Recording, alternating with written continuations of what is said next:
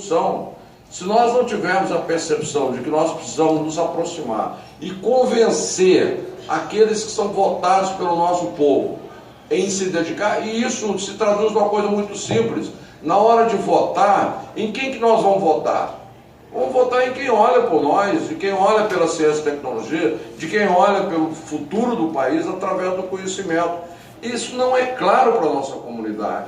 E isso precisa ficar claro. E esse momento aqui é um momento decisivo para que a gente realmente tome essa consciência e faça esse trabalho. Então, na presidência da FAPEMIG, está aqui os nossos diretores, a gente tem que ressaltar aqui que é uma diretoria que se dá muito bem, tá? A gente está muito bem, o professor Beirão é uma referência nacional, o Alex é uma pessoa maravilhosa, uma pessoa imbuída de um compromisso muito grande conosco, com a FAPEMIG, então a gente está muito bem. Agora, nós precisamos não só financiar as pesquisas nas nossas câmaras, que tem vários representantes aqui, nós precisamos dar sequência ao financiamento, nós precisamos saber para o que nós estamos financiando e como que isso se aplica. E a FAPEMIG está fazendo isso. Agora, existe uma coisa que o Léo Dias, nosso subsecretário, fala muito apropriadamente da SECS, que é a máquina, né? Que nós temos que montar essa máquina.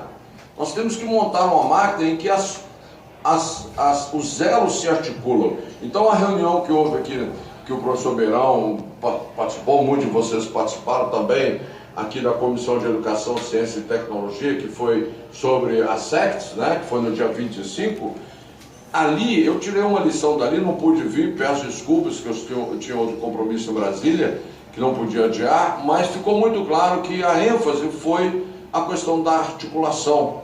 Falta articulação, falta nossa articulação. Isso não é trivial, não é assim. Não adianta a gente falar que vai articular conhecimento, pesquisa básica com geração de riqueza e que isso vai acontecer. Não acontece. Então, nós precisamos ter essa articulação que foi tirada na reunião anterior aqui, trazer isso com muita ênfase para o dia atual e, como você disse muito bem, Paulo, de uma maneira fraterna e sincera, nós colocarmos os problemas que nós estamos tendo, né, e encaminhá-los. Então, é muito importante. Hoje o Estado de Minas trouxe a matéria falando exatamente o que o deputado Dalmo falou. Até agora, esse ano, nós recebemos apenas e tão somente 15% do nosso orçamento devido, né? Isso é muito preocupante, mas, por outro lado, como assim, a gente diz no dia a dia, a conversa com o governo, com o governador Pimentel, com o secretário Miguel Corrêa, deputado federal, que inclusive eu quero aqui ressaltar, tem sido um grande companheiro, né? A conversa tem sido muito boa, a gente tem que ter a paciência devida, mas não podemos perder o tempo, né, para nós entendermos que nós não estamos no momento na melhor fase de Minas Gerais, na melhor fase do país.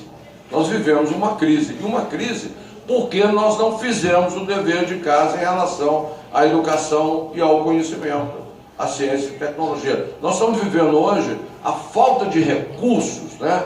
Quando a gente vê a presidenta, por exemplo, deixar de pagar bolsas, deixar de atender a educação, é uma questão, eu entendo, na minha opinião, tem várias questões aí, mas eu entendo que absolutamente a contragosto, porque não tem dinheiro. Agora, nós esquecemos de fazer dinheiro. E não se faz dinheiro hoje sem ciência e tecnologia. Nós, deputado, nós não exportamos nada digital nesse país. Nós estamos fora da economia digital. Agora, não é por culpa da população, é por culpa nossa. E nós temos que ter essa consciência, que nós precisamos focar naquilo que... A FAPEMIG fez agora recentemente, tornou a pública semana passada, uma pesquisa sobre o que os mineiros e a ciência, eu diria o título disso, que é um artigo que a gente vai até fazer.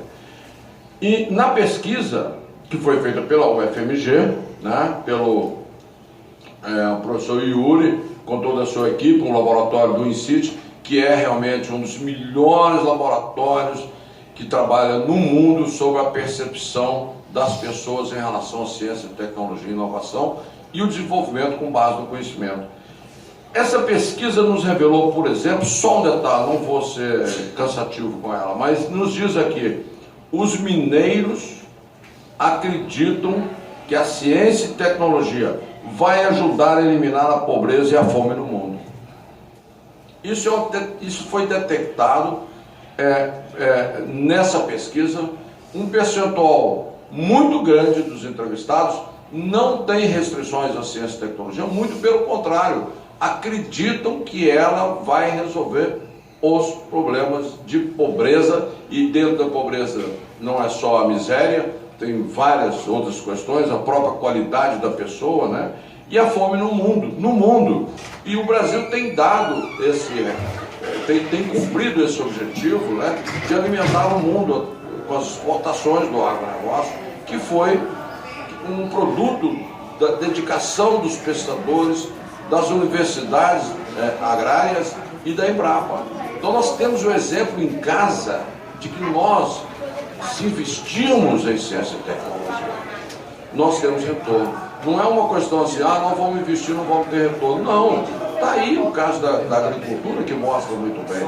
Está aí o caso da medicina em Belo Horizonte, o que nós temos de influência da UFMG no desenvolvimento de tecnologias empregadas em vários hospitais de Belo Horizonte, que não ganham o mundo por falta dessa articulação. Em cada hospital de Belo Horizonte tem tecnologia desenvolvida pelos pesquisadores das ciências médicas, da medicina, que está sendo usado localmente e não vira produto de exportação, produto mundial, porque nós não estamos articulados. E a articulação pressupõe, aí eu termino essa fala inicial, porque não temos o dinheiro que precisamos ter. Porque cabeça, gente, a FAPEMIG é um exemplo de dignidade, de como empregar o dinheiro público. Lá não sai uma diária absolutamente a mais para ninguém, né? Nós temos um modelo, o presidente da FAPEMIG, ele não autoriza nenhum gasto que não tenha passado pelas câmaras ou não tenha vindo da CEPLAG.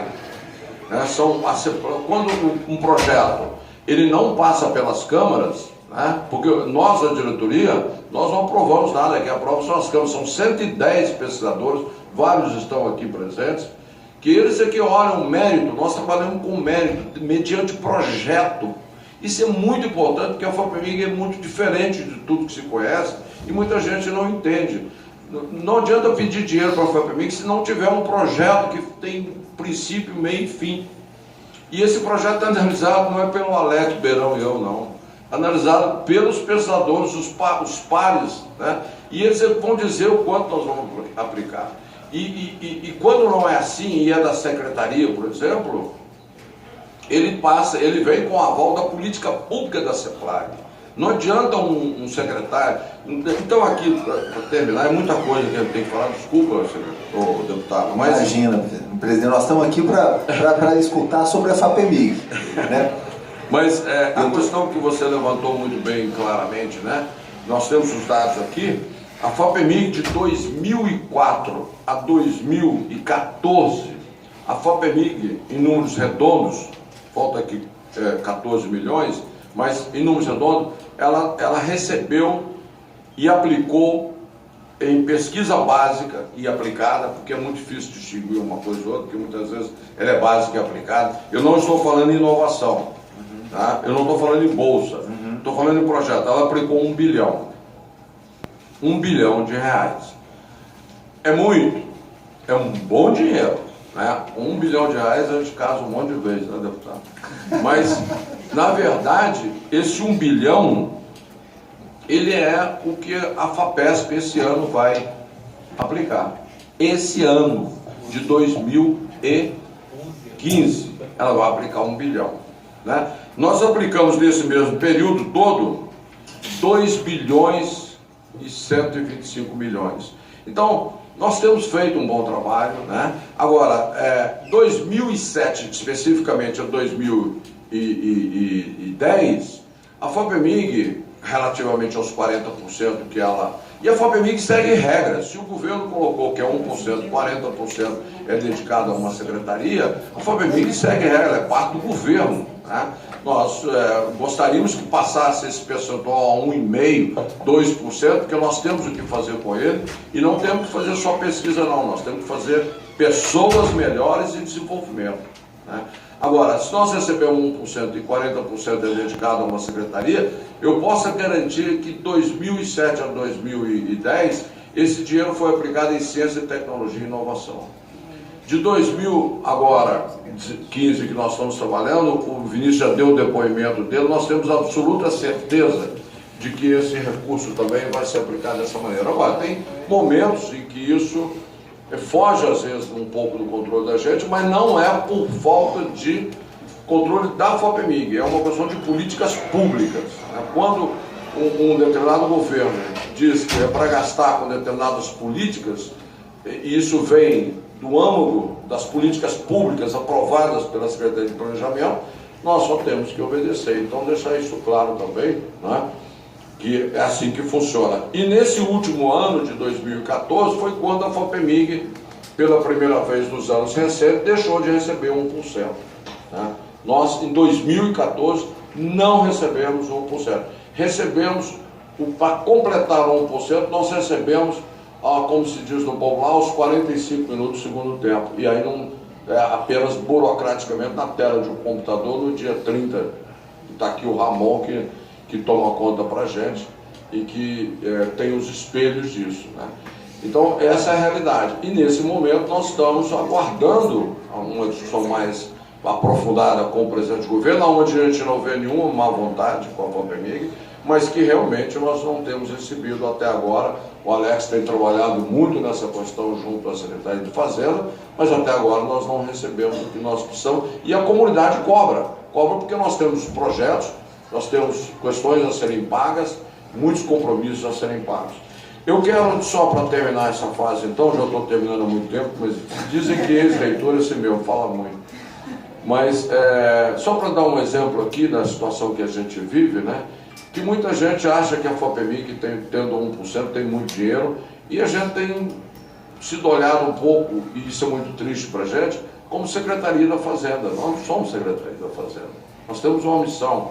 Então, nosso dinheiro não é para ser distribuído de outras formas, de outras maneiras, né?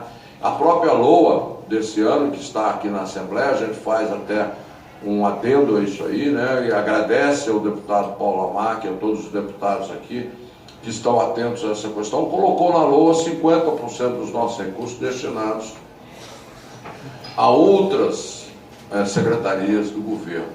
Quer dizer, isso é ilegal, é inconstitucional, não é ilegal, desculpa, é inconstitucional, né? E eu sei que o deputado Paulo Amarque e os deputados aqui presentes estão, Ivair, Dalma, Cristina, estão atentos a essa questão, que isso não pode acontecer, né? E eu digo agora, para terminar mesmo, que não pode acontecer pelo seguinte, exemplo na carne, isso vivido. Eu ainda oriento alguns estudantes na Universidade Federal de Viçosa. Tem lá meu laboratório, estou terminando, a professora Elza já teve essa satisfação de terminar o ano passado, eu ainda tenho alguns ainda que eu estou terminando, mas em particular me chama a atenção que em 2014, nós estamos em 2015, final de 2013 e início de 2014, eu formei 2 doutores na área de ciências agrárias. Um foi para Montes Claros e o outro foi para Pirassununga, no interior de São Paulo.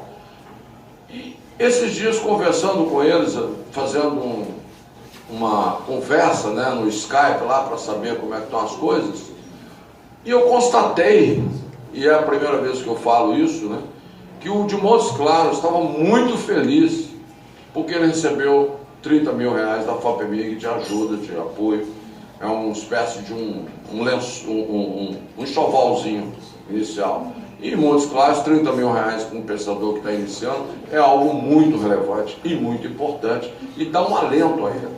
Agora, o outro, que são absolutamente os dois muito iguais, muito competentes, com boa formação, um outro que foi para São Paulo, está recebendo agora 600 mil da FAPESP. Então, se por um lado a gente fica morrendo de satisfação de que um deles recebeu 30 mil da FAPEMIG e está extremamente agradecido, e isso é muito relevante para a vida acadêmica dele, para Montes Claros, para Minas e para o país, aquele outro em São Paulo, que tem a mesma qualidade, recebeu 600 mil. Então, essas discrepâncias, elas aprofundam as diferenças entre nós. Elas trazem um diferencial desnecessário à vida do país e isso é uma exclusão, acaba sendo uma exclusão. Pessoas tão competentes uma como as outras, mas o destino de uma e do outro se chegam num momento desse e tem um tratamento desse. Então, a FAPEMIG forte, né? A ciência e tecnologia forte, considerando as universidades que nós temos, está aqui a UFMG, está aqui a Viçosa, está aqui a Alfenas, considerando tudo isso, a gente não pode, né, deixar essa preocupação de lado. Nós temos que nos preocupar, nos ocupar e batalhar, lutar com toda sinceridade, com toda lealdade, mas de uma maneira sábia, né, em favor da ciência e tecnologia, do futuro de Minas Gerais e das nossas gerações, porque ciência e tecnologia se faz com jovens muito mais adequadamente, né, muito mais, porque eles têm sonhos que a gente trabalha. E nós não podemos deixar esses jovens sem um devido amparo. Né? Muito obrigado. Nós agradecemos a presença e as considerações iniciais do presidente da Fundação de Amparo à Pesquisa do Estado de Minas Gerais, professor Evaldo Ferreira Vilela, e agradecer aos comentários elogiosos com relação a essa